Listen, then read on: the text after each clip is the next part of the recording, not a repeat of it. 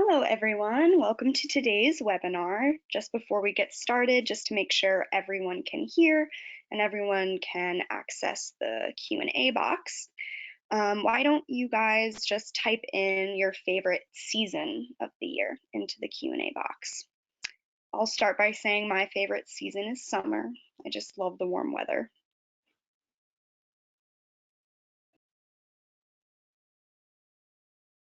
Inez says Halloween. Nice, yeah, fall's a great time.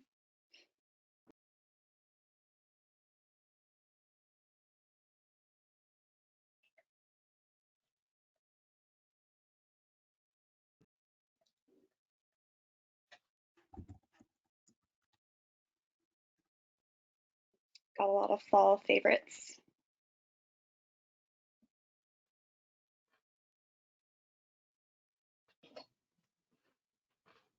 For those just coming in, we're just entering in the Q&A box. We're saying what our favorite season is.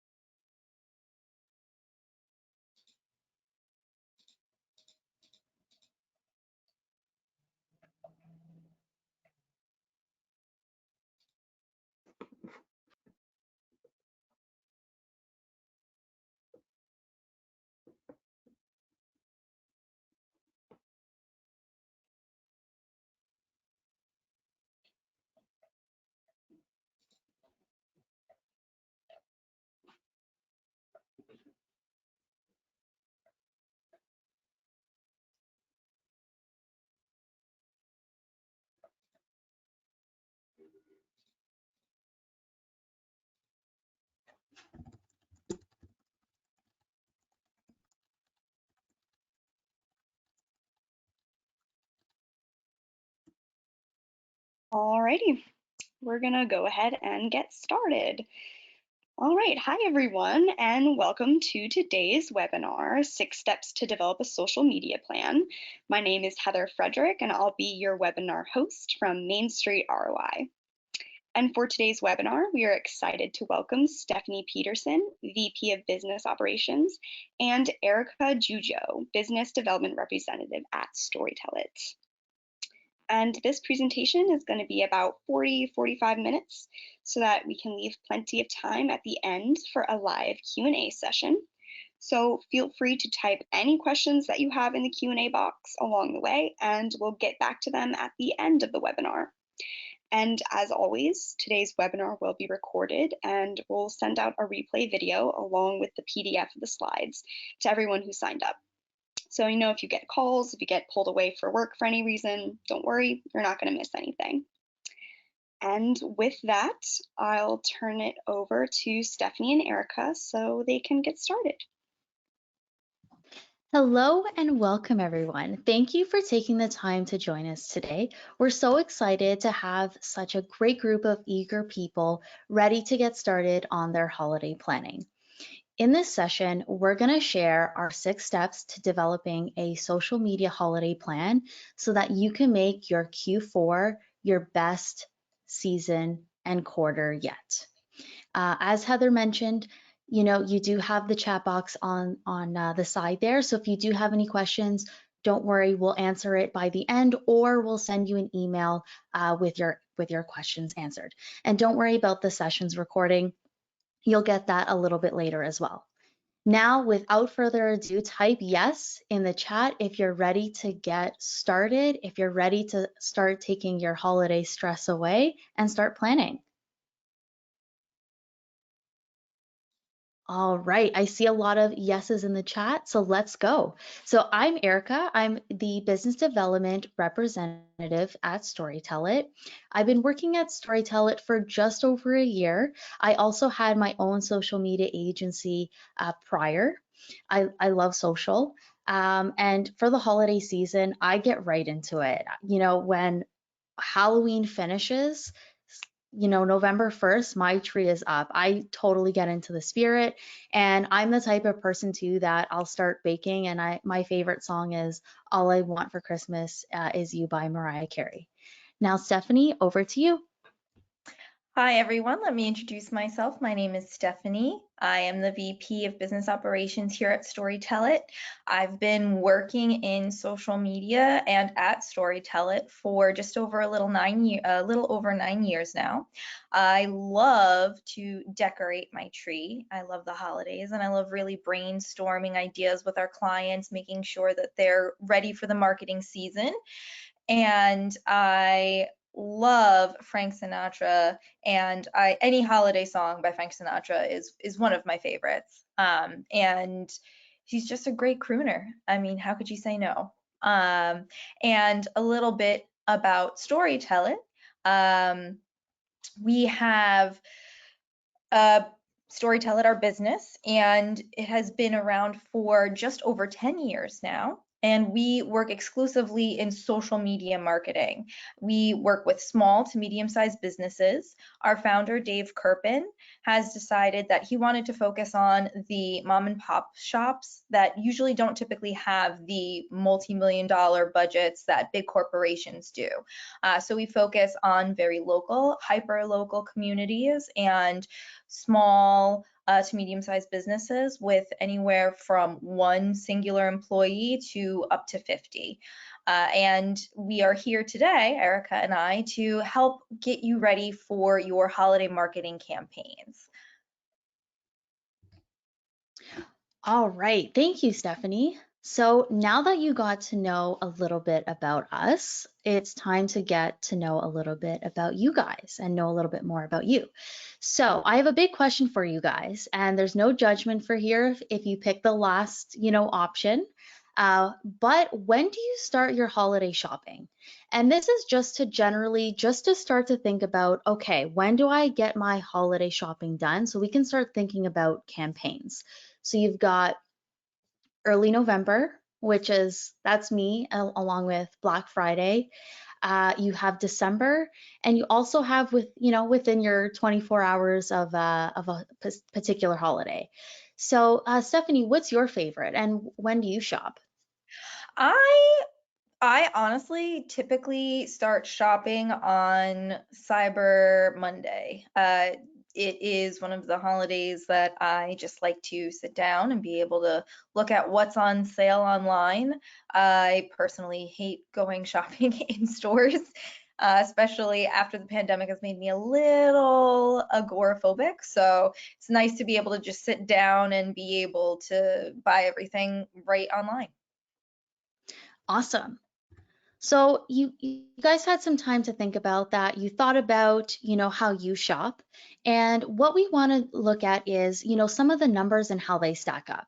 So according to local IQ, 56% of shoppers actually plan to complete their holiday shopping before December this year. 91% of people actually admit to making holiday purchases at the last minute. That's why I said, there's no judgment if you make it at the last minute, because at the end of the day, that's what people do. And 30% of those people say last minute grabs typically happen between a week or 2 weeks before. And surprisingly, so, Stephanie, you mentioned Cyber Monday and, Cyber Week. Cyber Week actually takes up 17% of online holiday spending, which is interesting. And just this year alone, Black Friday and Cyber Monday combined have been projected to generate over 10 billion in sales this year.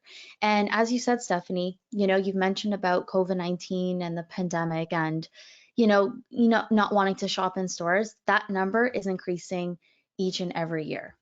So you have some of those numbers to understand and to look at. Now let's look at how we're going to put all of this together today.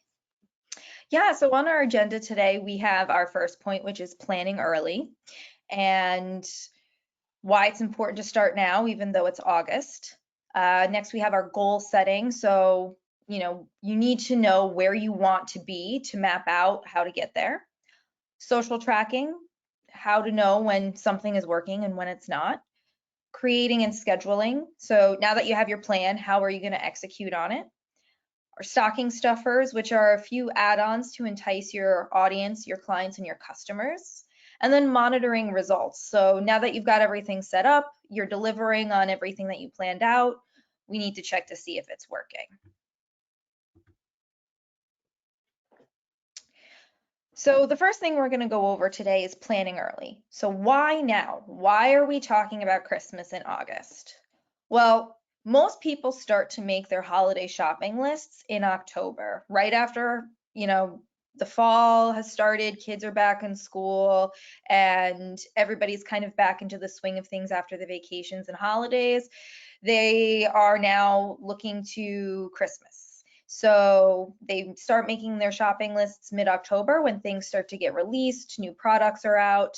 And on average, people need to interact with your brand 7 times before making a purchase decision. And the more that you can get in front of them, the more likely it is that they'll make a purchase with your brand.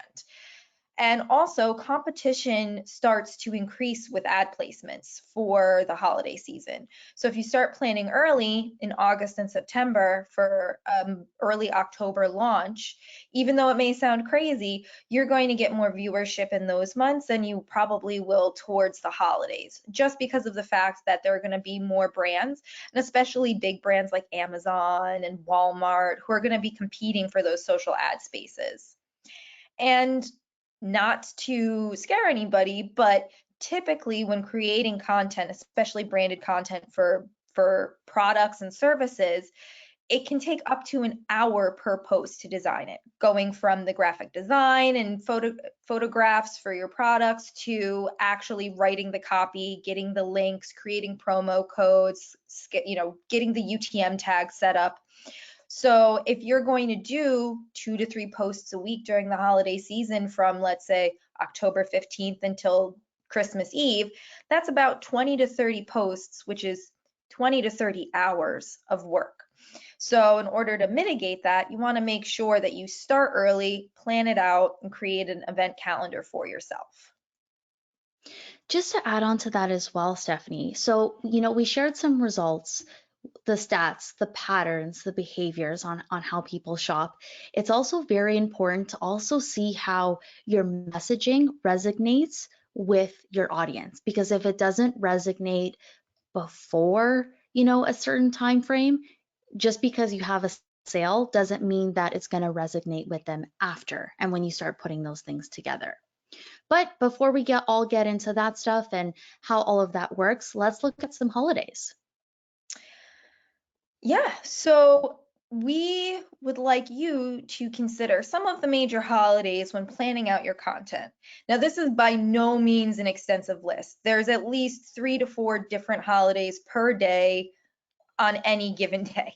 Like September 19th is Talk Like a Pirate Day, but we'll be focusing on the major milestones. So then that way it gives you pivot points for when you're planning out your campaigns. So the first one we have marked off is Halloween, October 31st. And typically once Halloween is over, people are full force holiday mindset. Yes, Thanksgiving's coming up. Yes, you have the whole month of November, but realistically, that's when people are going to start thinking about their holiday season, planning out who's coming, who's going, who's going to be there, what gifts to give. Then we obviously have Thanksgiving. And if you're anything like me, after you've finished eating, put the food away, did the dishes, sitting on the couch, being like, why did I eat so much food in your turkey coma? I pull out my laptop and I say, what's going to be on sale tomorrow? What's going to be on sale on Cyber Monday? Creating lists for my family. What am I going to get my sister? What am I going to get my parents? What am I going to get my in-laws? And just using that time to sit down with my husband and plan everything out. Black Friday is November 25th this year, and obviously that's one of the biggest sales holidays in the North American region. And so that's going to be typically when people are going to go to physical or online retailers to purchase their products. And then Small Business Saturday right after that, November 26th.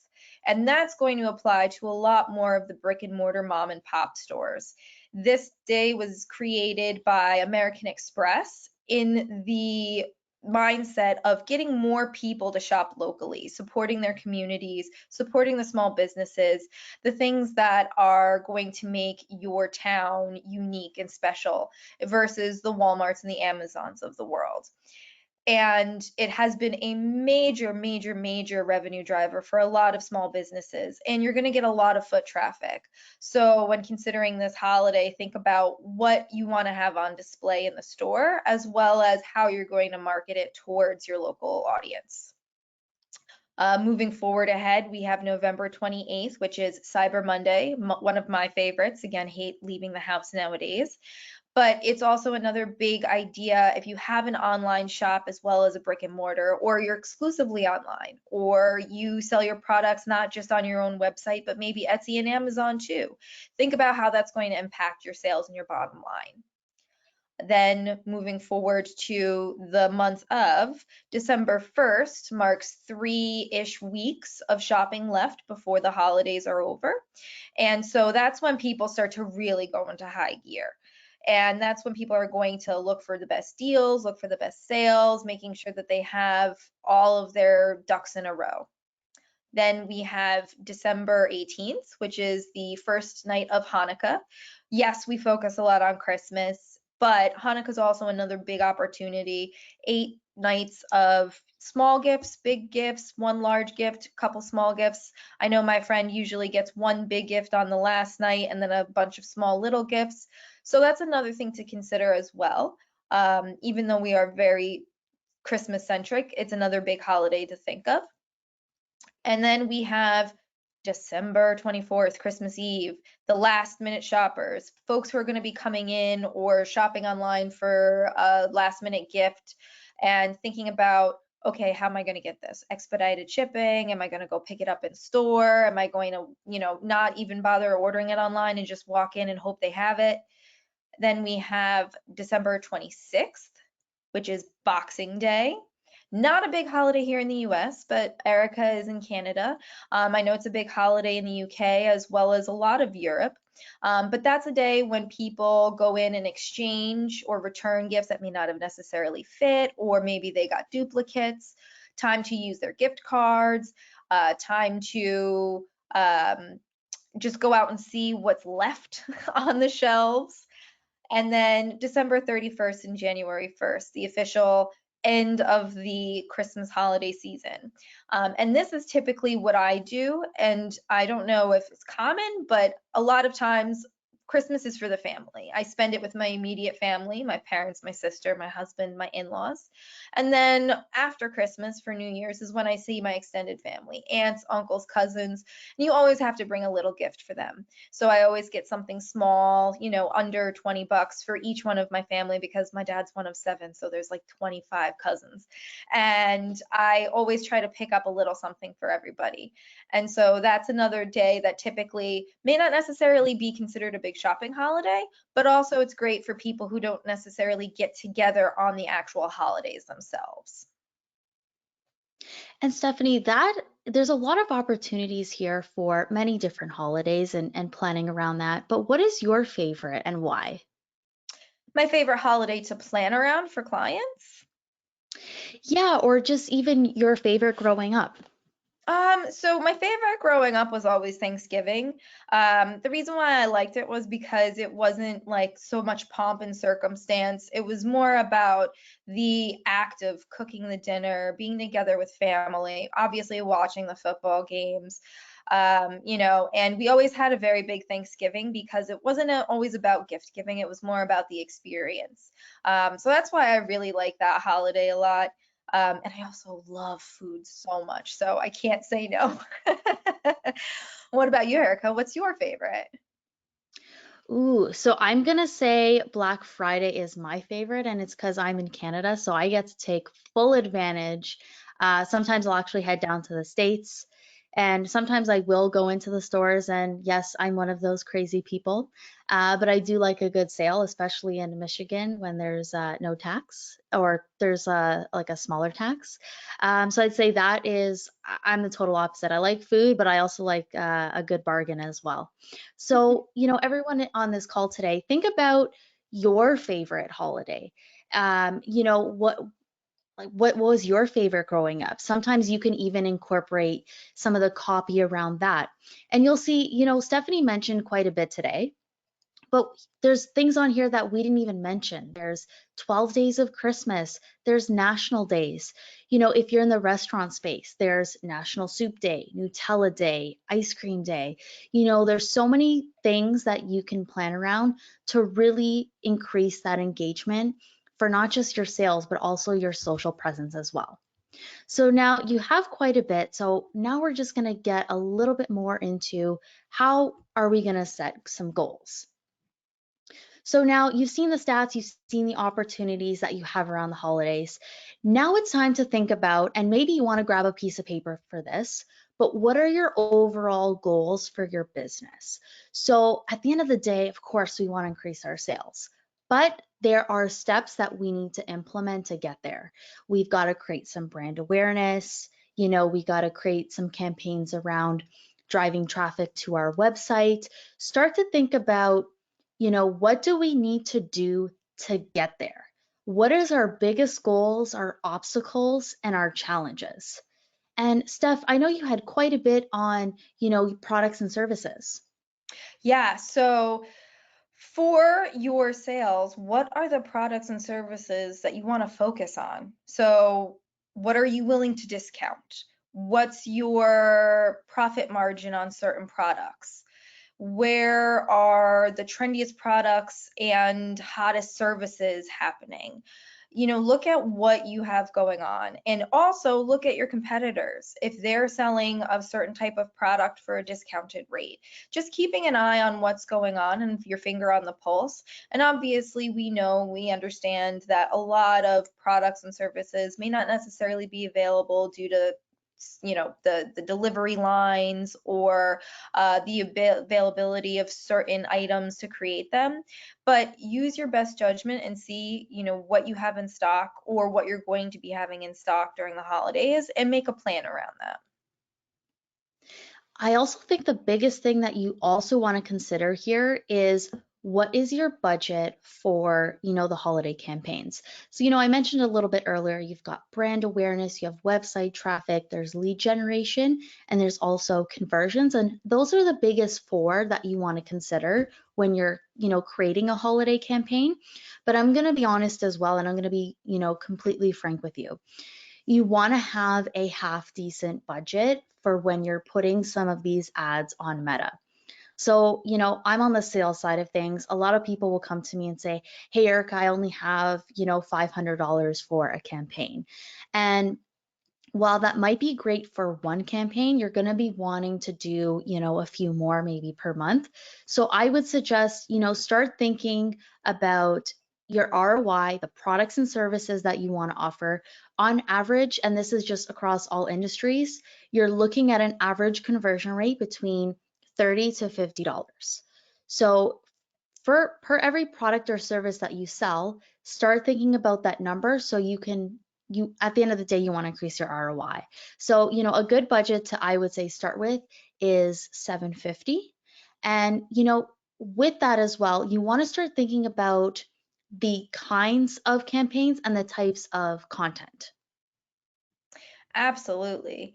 And with the type of content, you want to also keep in mind how to position your sales and your products and services.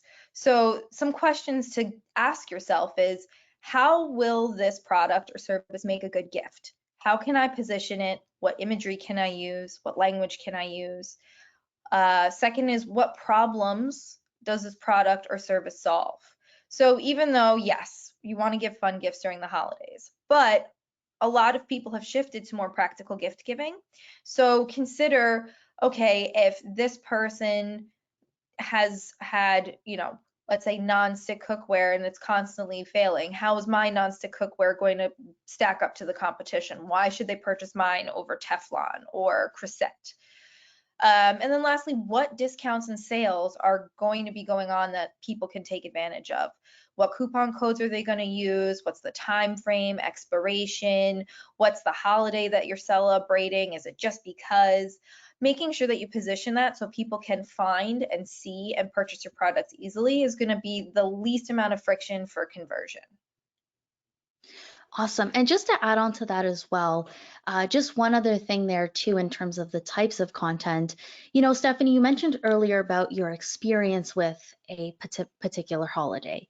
So another great thing to do is really drive home that experience within your content as well, because it brings people back to a good time, a good time with family and friends, laughter, your particular experience that you have with the people around you. Yeah, So nostalgia is a big seller nowadays. exactly. So now we have, our wish list, the things that we need to do, things that we need to start thinking about. We also need to start treating all of those things like a funnel, right? So we got to start with, our brand awareness and work all the way down to, customers, and these customers that we don't just want them for Christmas, but we want them for life. They're our lifetime value customer. So with all of that in mind, and I'm just going to use this as an example, you want to look at this tree as, someone that's going fishing. So, in the beginning, we have, our overall goals. And through brand awareness, essentially what we want to do is we want to cast our net far. We don't want to, if we're in the ocean, obviously we can't cast, that net to the entire ocean, but you want to cast it to a certain group or audience. And with that and the fish that you bring in, you want to see, what's good and what's not. And then you're going to work your way down to consideration, lead generation, and through that you want to see, okay, again, what sticks and what doesn't, so you can work your way up to a very valuable conversion. So Steph, I know you have quite a bit on that. So how will our funnel look? Yeah, so one of my favorite quotes by Benjamin Franklin, whether this is misattributed or not, I'm not 100% positive, but failing to plan is planning to fail. And that is 100% true, and especially business related marketing. You can't just fly by the seat of your pants. So, do you want to look like the tree on the left, sad Charlie Brown with all the needles falling off, the lights on the floor, and one sad Christmas ornament? Or do you want to have a very full funnel to be able to have conversions at the top of your star? So I don't know if a lot of you know this, but social media ads have a conversion rate of 2.5%. Let me say that again. 2 to 5% conversion rate for social media ads. So if we're building off of Erica's analogy of fishing, you're going to want to send that trawling or that seining net out far and wide and get as many people into the bottom of your funnel as possible, because that 2.5%, if you, let's say, get 100,000 impressions, that's a very big number. But you also have to remember that's 100,000 impressions that you need to do 7 times, because people make a purchase decision after 7 times. And after the 7th time, only 2.5% of those people are going to be in your conversion funnel. So you need to make sure that you fill your funnel up as much as possible. And again, as early as possible, which is why we're doing this in August. So how do you do that? How do we build audiences to fill that funnel?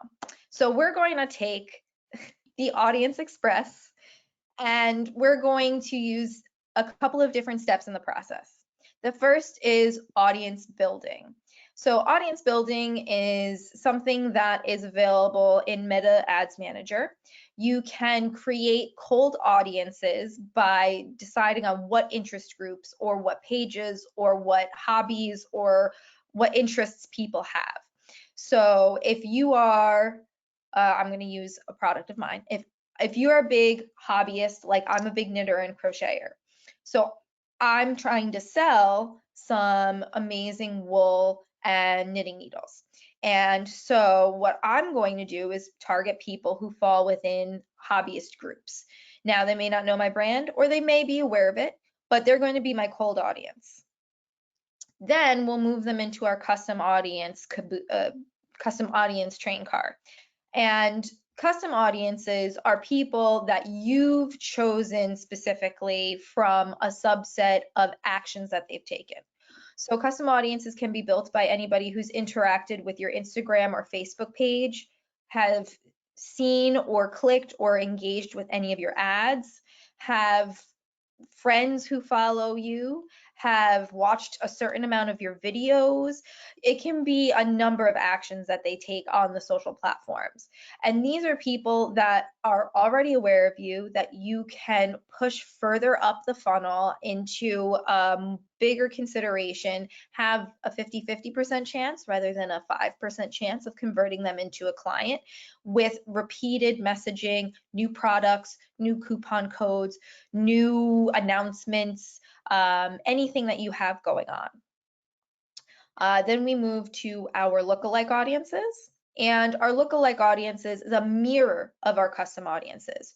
So if you've already created an audience who have somehow interacted with one of your ads, whether that's liking, commenting, sharing, saving it for later, and you say, hey, Facebook, hey, Meta, I want to have an audience that's similar to these people, but not the same. Facebook and Meta will say, okay, great, we have all this data, here you go. And then you can further narrow that down. And again, create that cold audience, but that cold audience is going to be more of a tepid audience because it's going to be somebody who's similar to people who've already been aware, converted, or bought a product or service of yours. Then we move into our cold train, our email lists. So the email lists are an amazing tool for people who have a large customer base or who have a large email list of folks who've already converted or have referred somebody or signed up for an email newsletter or anything like that. So you know they're already engaging with you somehow. So you can create a custom audience by uploading your email list into the ads manager on Facebook and Meta, and Facebook will say, okay, great. These people have usernames and usernames and accounts with us. Here's the audience size. We'll show your ad to them. And you can create a specialized ad that speaks directly to them. Like, hey, we know you've purchased something in the past. Here's some more stuff. And that could be something for, let's say, additional accessories for any of your products. It could be, hey, we just launched this new product we think you'd be interested in. And it's also another great way to re-engage your past customers because again, that star on the top of the tree is a lifetime customer. So you want repeat shopping. And also don't forget to send out an email newsletter to your email lists, just putting that out there. And then lastly, we have the Facebook pixel. So the pixel is the driving force for all of those retargeted ads that you see. So if you go to Amazon and you're searching for, I've just searched for stairs for my bed for my dog. She's getting old. She just turned 10. And now all I get is stairs and ramps for dogs on my social feeds. And so what the Facebook pixel does is allows you to retarget people who've either gone to a specific landing page, checked out certain products, taken a certain action on your website. You can also check to see what traffic is going to what part of your website. So if you're seeing a lot of people are getting hung up on a certain landing page, maybe redo it, maybe put a checkout button on there, maybe put out a contact button on there. And it allows you again to create those lookalike audiences based off of the people who visited your website. Oh, now we go on to the creating and scheduling, which is one of the nicest parts of my job. So we've got the naughty and nice list. So you have to decide whether you're going to be on the naughty list or the nice list this year. The naughty list is basically just not following any of our advice. You're not planning in September, you're procrastinating, pushing everything back, saying, oh, I'll get to it, I'll get to it. It's not the holiday season yet. And then you forget doing a newsletter in October to let people know, hey, we're going to be launching our holiday sales on X, Y, and Z day. And they just totally forget about your brand. And then you forget to do your promotions in November. You miss out on the biggest shopping day of the year with Black Friday and Small Business Saturday. You forget to set up coupon codes. You forget to discount your products. Nobody's purchasing them because they're looking for better deals. And of course, you fail to have a great holiday season and see success in that. So, making sure that you're not on the naughty list, you got to take our advice. So, Erica, I mean, what can they do? So, in combination with all of that, I think the best thing that you could do too is, and to get started, is review your last year's data. If you've done any social ads before, or also your Google ads, set your goals, set your budget, get everything ready and prepped to go for September, right? And, you'll see here as well, and Stephanie, you mentioned about emails and, neglecting it. A lot of people don't realize that in combination with social media and email marketing together has an average ROI of 3,400%. I think that's a pretty sweet deal when it combines together. So you had before that stat of, okay, things only convert to 5 times or 2 to 5%, but when you start combining it with other marketing efforts, it keeps increasing as you go along.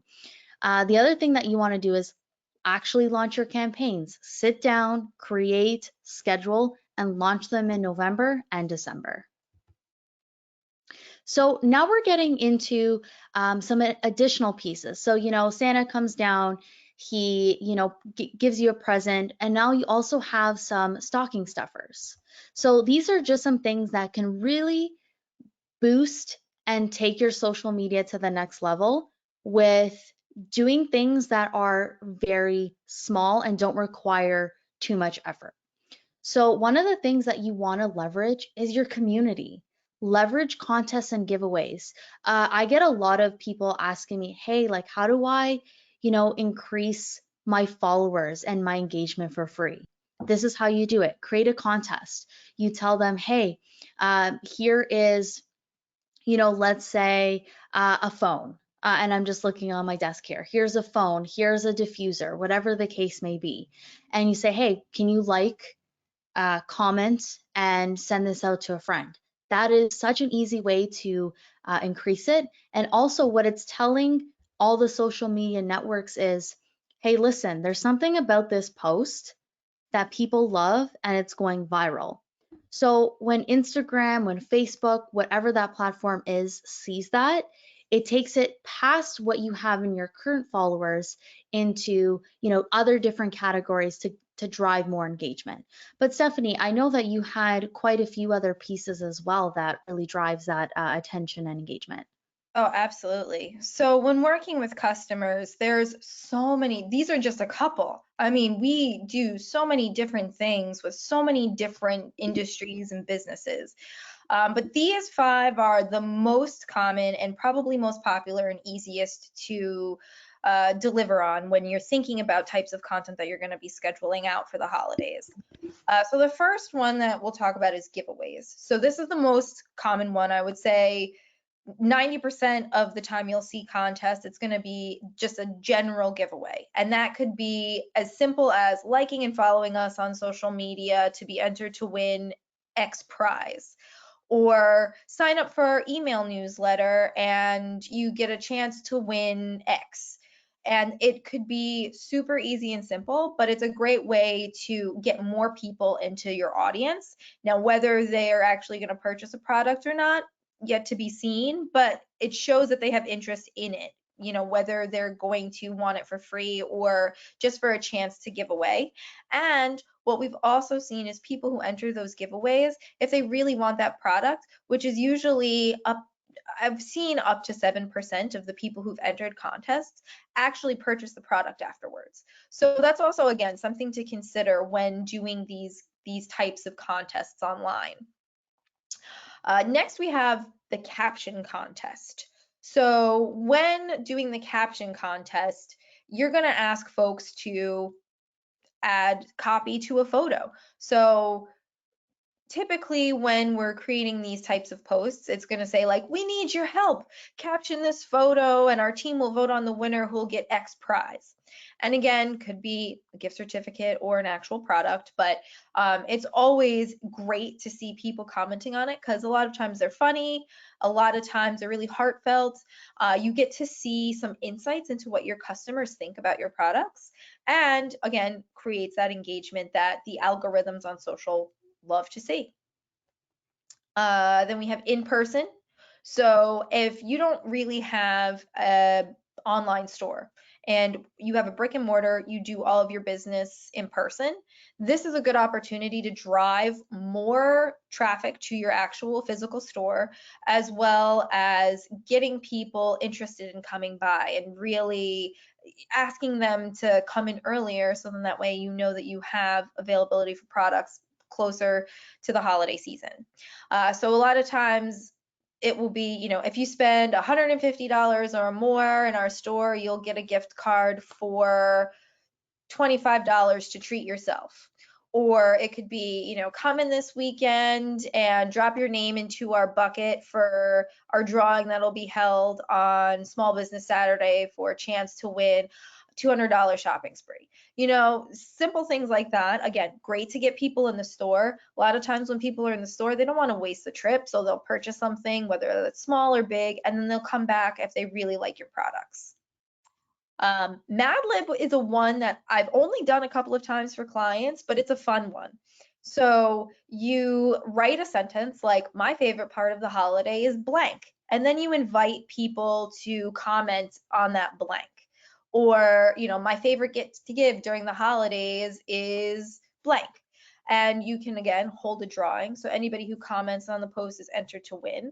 But another little special bonus that I know a couple of businesses that I've entered contests in, they'll privately message you and say, hey, we noticed you entered our contest. We're so sorry you didn't win, but here's a coupon code for 10% off your next purchase. Or use this code at checkout and get free shipping. Or show this to us in our store and you get $15 off. So again, you can utilize this as a tool organically without having to spend a ton of money on ads to get more people interested. And you get that one-on-one connection. It feels a lot more personal and authentic. And then lastly, hashtags. So if you're not using hashtags and you don't know what a hashtag is, we'll host another webinar on them, but the hashtags is a great way to get user-generated content in your door. So something that we've positioned is, you know, if you love our products, share a photo of you using one of our products and use hashtag I love this stuff. And double check to make sure the hashtag's not used for any other contests or anything like that. But you can use that to get people to send in videos and photos. You can use user-generated content on your website. You can use it in your social, use it in your stories. It's a great way to get people engaged, especially those who love your products, who evangelize about you. And that way you will get more interaction if they tag you in it and they're liking and sharing. Their friends will see it. And again, that's another really great way of increasing the word of mouth.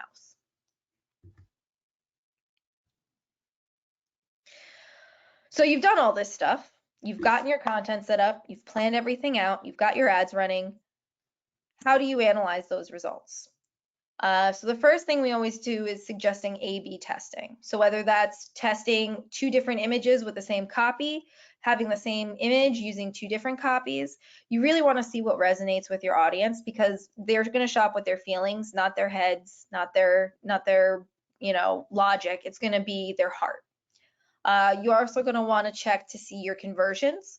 So if you have the pixel installed, upload your email list or your phone number base of people who've converted in store or online to double check to make sure that the ads that they saw on Facebook are converting them into clients. And then you can measure to see how much of your conversion rate is coming from your social. And if you don't have the pixel installed on your website, you know, some people don't have that access, then make sure on checkout online or in store, you're asking them, where did you hear about us? Now, that could be a very convoluted question because a lot of times people will just say online, which is so vague, but at least give them the option to make sure that you know, okay, they saw me on social media. Then once you know what your A/B test results are and what your conversion rate is, you can double down on what's working.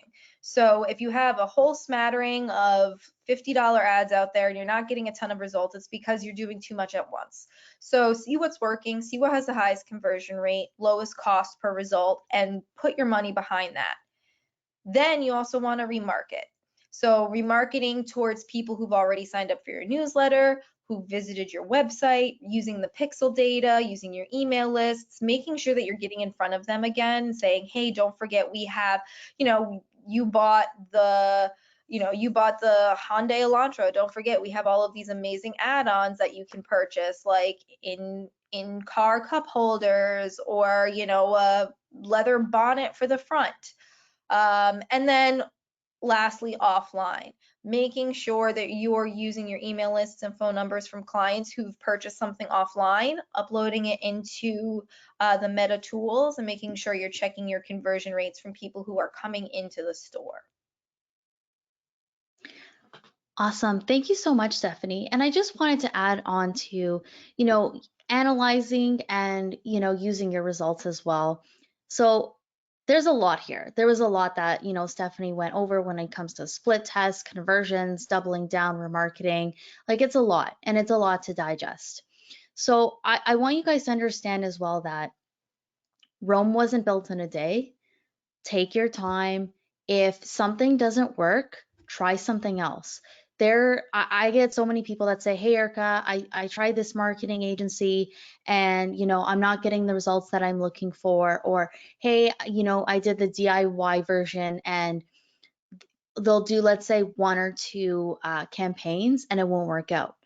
On our end, on Stephanie and my end, we'll do like 10 to 20 to figure out what works and what doesn't work.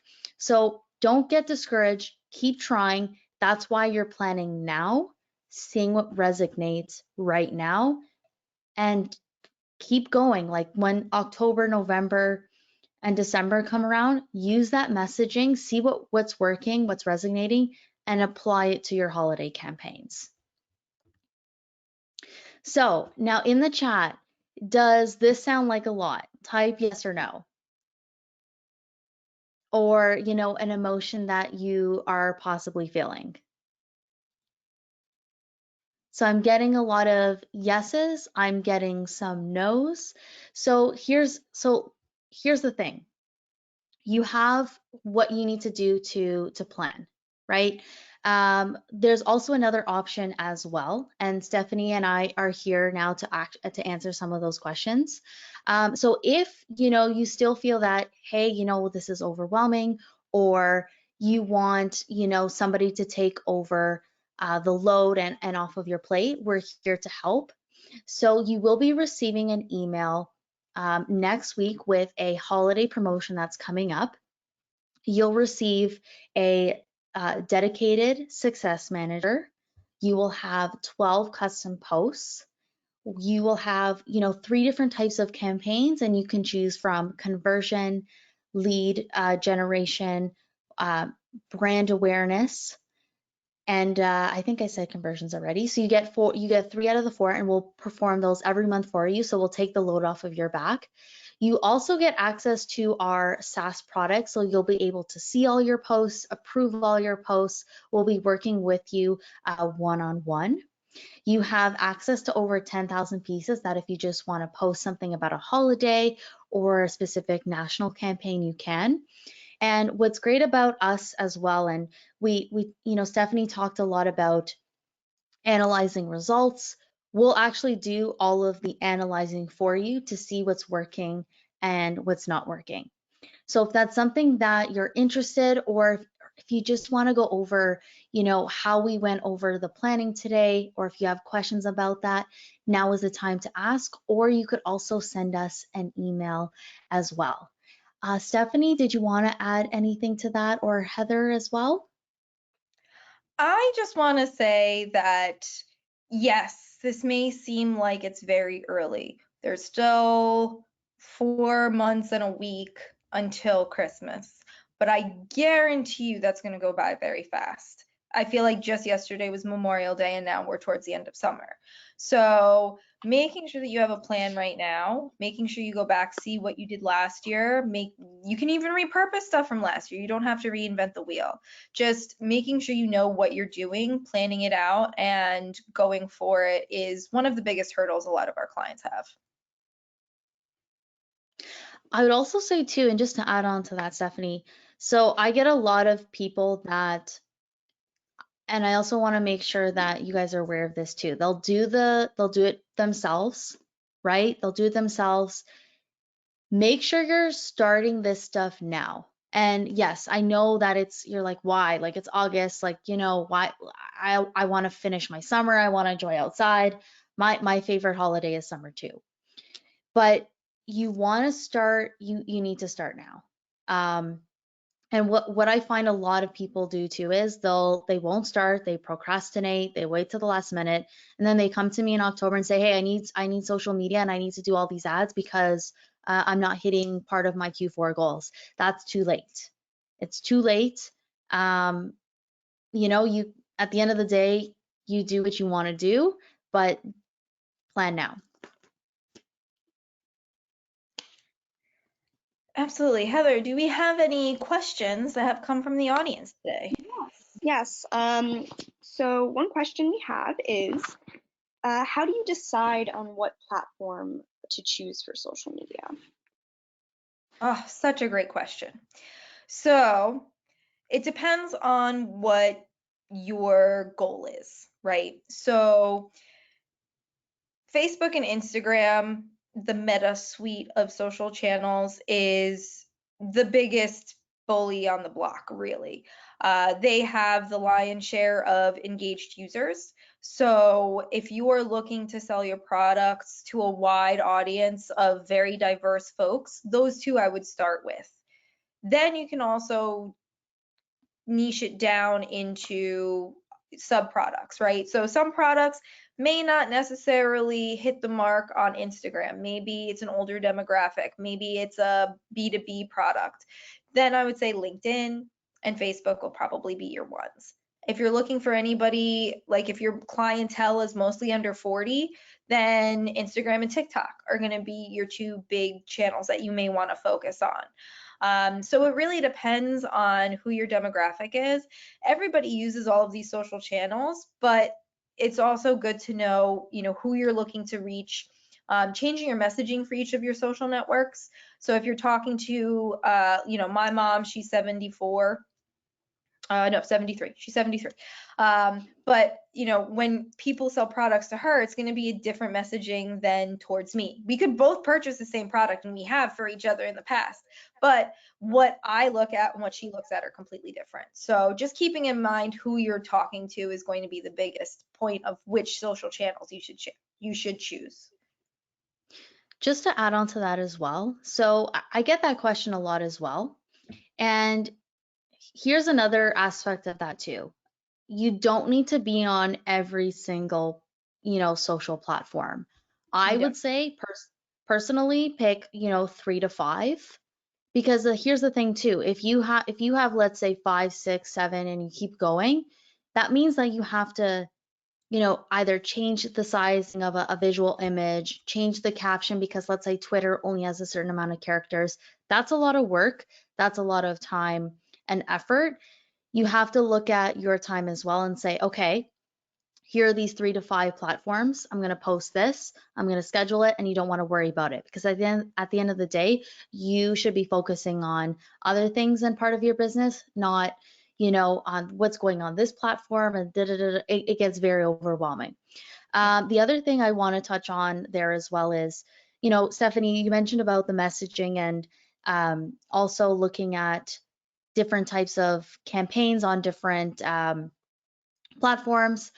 I'm going to be honest, I would say Meta is really good for advertising, but depending on what you're doing on the B2B side, LinkedIn, from my experience, and I've been doing it for a while, to be honest, I would say is not the greatest unless you're doing messenger type of ads. Those have a high ROI rate, but if you're going to stick with, let's say, going past, your traditional posts, Meta for sure. Thanks so much.